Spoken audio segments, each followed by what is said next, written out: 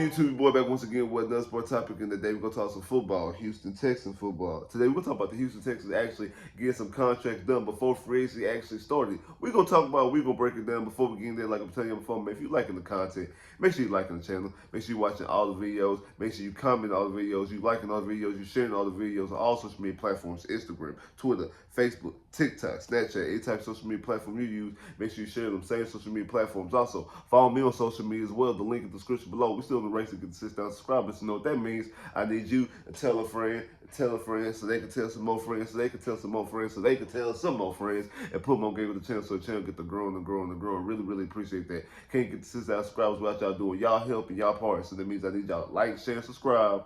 And let's get this channel growing and growing and growing. Really, really appreciate that. Now, the Houston Texans got a couple contracts signed and handled before free agency officially starts. If I'm not mistaken, the legal tampering period starts on Monday when teams can communicate with players, but free agency doesn't officially start until Wednesday, where that's when contracts can officially be signed and count towards the cap and all that type of stuff like that. So you can sign your own free agents at any given time. The Houston Texans got two contracts signed, Dalton Schultz and Kyle February. Now they gave Dalton Schultz a 3-year contract, $35 million, 23.5 fully guaranteed, and $12 million per year, which basically means that 2 of his years are guaranteed. So you're gonna have him on the team for 2 years, and then the last year, if they need to move on from Dalton Schultz, they're able to move on from Dalton Schultz. Now again, $12 million per year. If I'm not mistaken, the franchise tag was 11.5, either 11 million or 11.5. So they basically value 5.5 or $1 million and get Dalton Schultz locked up long term, or at the very least for the next couple of years, than just actually having a 1-year contract and then next year potentially have to deal with Dalton Schultz or trying to find a tight end. Also, you still got Nico Collins and other things. They might even want to try to handle Stingley next year and give Stingley a contract extension next year as well. So a lot of different moving parts. And also, you just want to know exactly how much money you got going forward.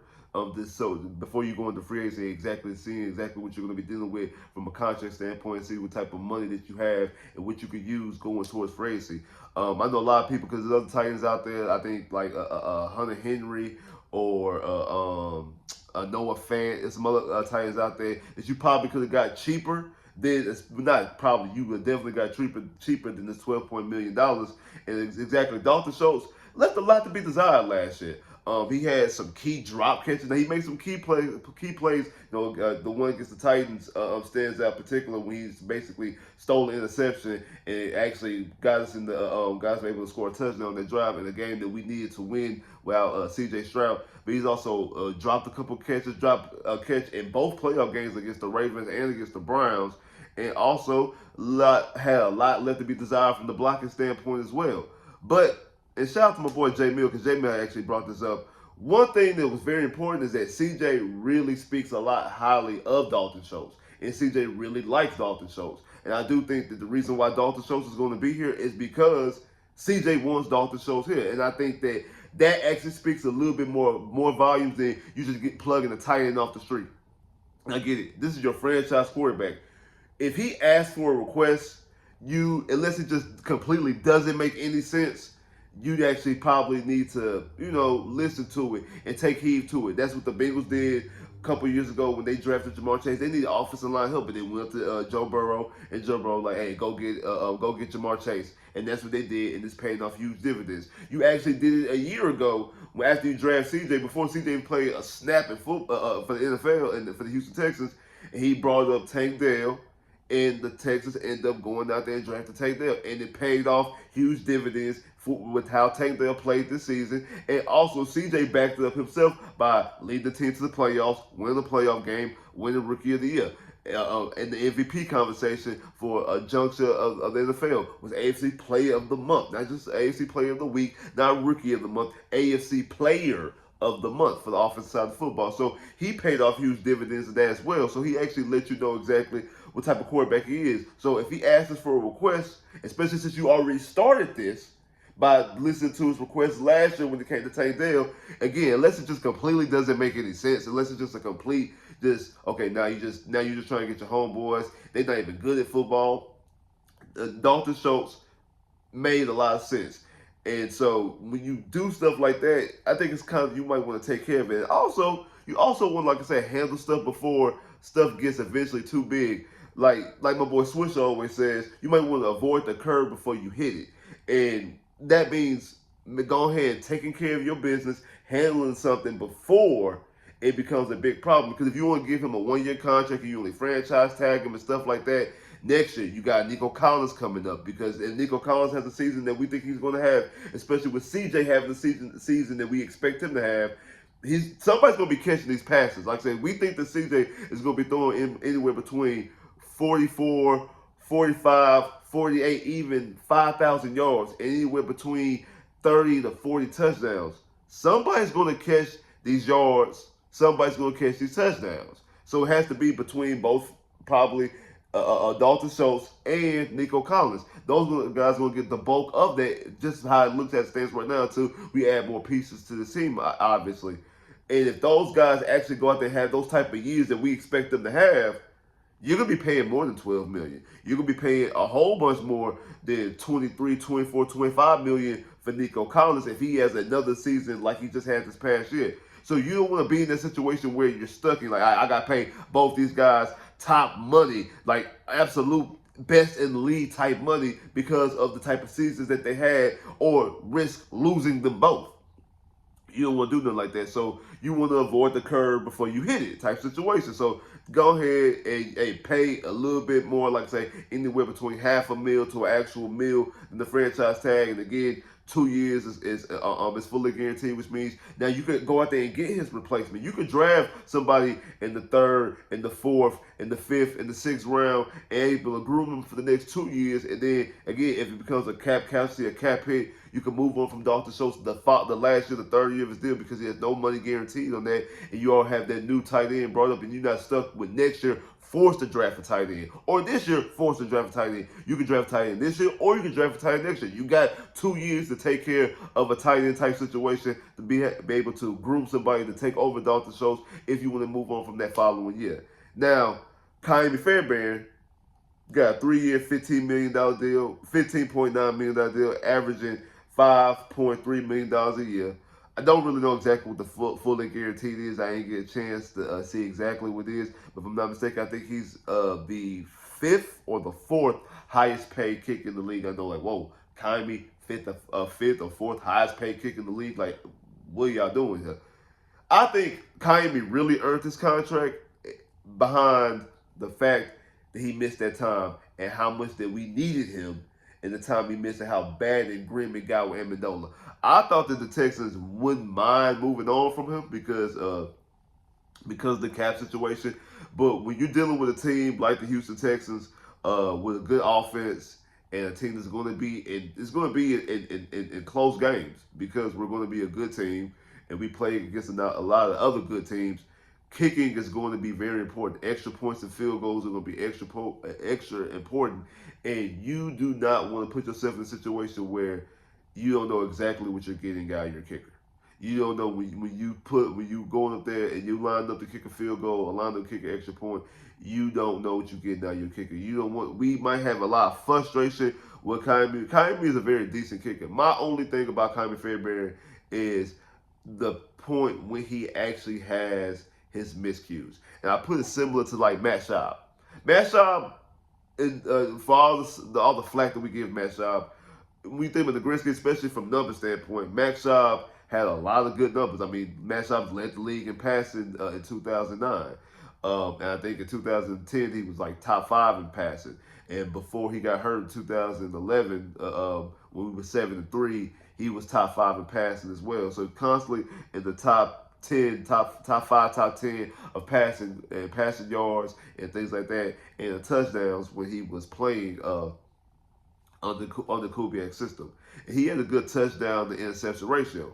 The problem was not how many interceptions he threw, is that when he threw interceptions. This is one thing, throwing interception in the first quarter versus throwing interception on the fourth quarter when it's potential game-winning, a game-tying drive, or a game-clinching drive, and you throw an interception to either lose you the clinch the loss, or to put the other team in position to win the game.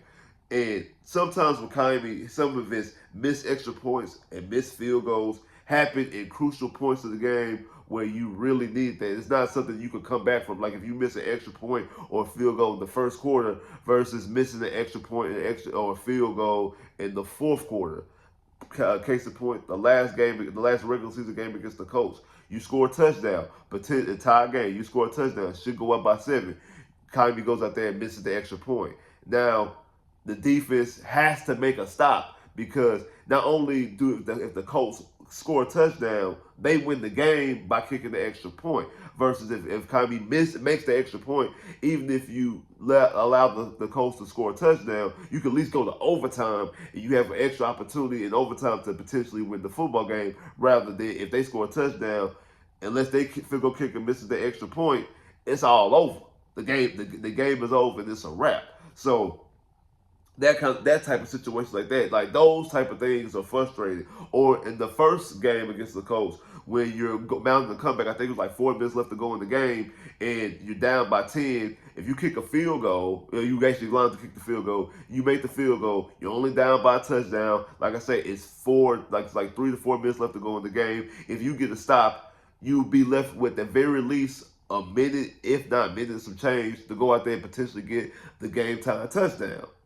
But you missed the field goal in that juncture, and now instead of being down by 7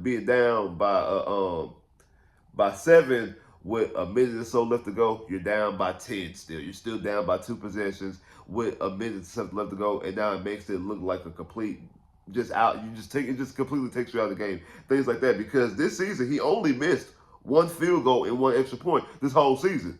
But I just gave you the context of him missing the 1 field goal and the 1 extra point. Now, he's actually had, like I said, a good, especially the last 2 years. In 2022, he was 93.5%, 100% from 50, and 100% from extra points. In 2023, this past year, he was 96.4%, was 95.5% plus 50, and 95.5% on extra point. He was, like I said, he was 5 out of 6. He made 5 field goals out of 6 attempts plus 50, and made 21 out of 22 extra points. Again, but I gave you the context of his 2 misses. Those were the only 2 misses all year. In 2018, he actually led the league. In 2018, he actually led the league in points. And actually, Kyrie also is the all-time leading scorer for the Houston Texans. He has more points than anybody for the Houston Texans. And I know a lot of people will hear this. If the Texans make it to a Super Bowl, at the very least, if they win a Super Bowl, or at the very least make it to a Super Bowl, and he has some key kicks, some key field goals in the standpoint, because he's already the Houston Texans all-time leading kicker, Kyrie might end up being a person who's selected to the Ring of Honor because he's already the all-time leading scorer for the Houston Texans. And if he's on a championship team, or at the very least a team that gets to a championship, like gets to a Super Bowl, he has a game-winning field goal in the AFC Championship game and things like that, he probably will end up being a Ring of Honor guy. The Houston Texans also could save, because like right now the Houston Texans is looking at, because of these contracts, Houston Texans are looking at roughly around $50 to $51 million entering free agency. Around $50 to $51 million entering free agency. Now they can save $3.7 million by cutting Jimmy Ward, and they also could save $5 million by cutting Robert Woods. So they could save $8.7 million by cutting those 2 players. So if you actually look at some of the guys that's in free agency, they could get a really good player for $8 million. So by cutting Jimmy Ward and Robert Woods would save them $8.7 million, almost $9 million. Relative, and then also if they move some other money around, they could potentially save around $10 to $20 million on top of that. So they could make a lot of room if they need to, if it becomes the fact that they need to. Like I said, so they around between $50 and $55 million, give and take. So just in somewhere in that pool, between $50 and $55 million left on the salary cap space. And like I said, they have anywhere. They can save around $8.7 million by making some of those moves, by cutting Robert Woods and also cutting Jimmy Ward, which is something I think they should and possibly would entertain to make some of those moves. Like I said, I think it's a good decision that should go out there and re-sign Dalton Schultz and re-sign Kyrie. It's stuff that you need, like I said, especially with how we was missing Kyrie in some key points this season. The Bengals game, I know Amendola made a good field goal kick, but the game against the Jacksonville Jaguars, I think if Kyrie plays that game, the Texans might win that football game. My only issue is that sometimes my only issue is when he has his lapses, will they be in key situations? Like I say, from an efficiency standpoint, he's great from an efficiency standpoint. Like I say, 2 years ago, 100% from 50. I think he had 6 attempts, 6 field goals, and 100% from extra points. But also, those were low pressure situations as well. The team only won 3 football games, and again, he's only been to the playoffs. Technically, he's been to the playoffs 3 times. In 2018, we didn't utilize him because we were down by 21 points. Uh, this past season, he was in the playoffs, and then also in 2019, when he did miss a field goal kick against the Kansas City Chiefs. After we had the 24-0 point lead, the Chiefs mounted a comeback and took over. Then we got the football right before halftime, and we drove down the field, and we tried to kick a field goal to at least make it 24 to make it 28 to 27, and he missed that field goal going into halftime, and then we ended up scoring a touchdown late in the game.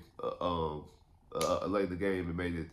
We all know what happened. I can't see. We're not to relive all that, but we know exactly what happened in that game. So there has been times, like I said, but he also made the game-winning field goal against the Buffalo Bills. I don't want to. He did make the game-winning field goal against the Buffalo Bills in overtime, which is a game that we needed. So, I mean, again, I think it was a smart decision to go ahead and and get it handled.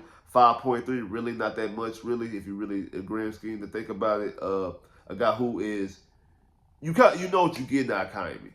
You know what you're getting out of Kyrie. I know a lot of people have issues with Kyrie, but you know what you're getting out of Kyrie. So I think it was a smart decision. Same thing with Dalton Schultz, especially that being CJ's guy, a guy who CJ would want to be on the team. I don't think it's like a Mechie situation. Like I know him and Mechie are real close. They're real good friends. But Mechie hasn't really showed you a lot on the field for you just outside of him being just CJ's homeboy. Him and CJ being cool.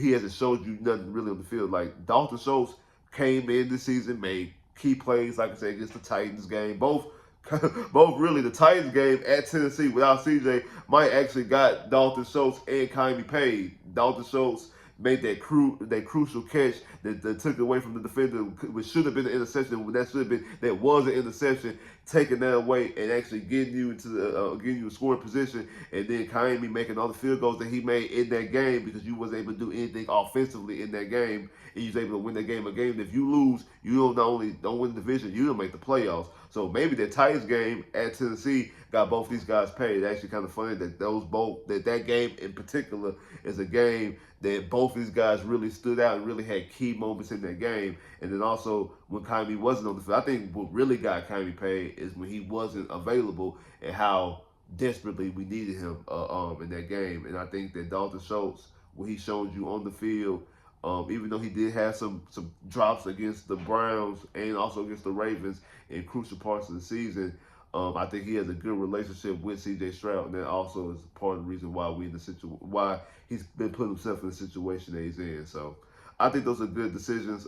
We see exactly what we're gonna do via free agency, what's gonna happen going on for free agency. Like I said, free agency. If I'm not mistaken, that the legal tampering period starts on Monday, and on Wednesday it actually officially starts. You're able to sign the contracts. So we'll see exactly what the Houston Texans are going to do. Like, subscribe if you haven't, comment below if you haven't, click that bell, get more videos. I holla.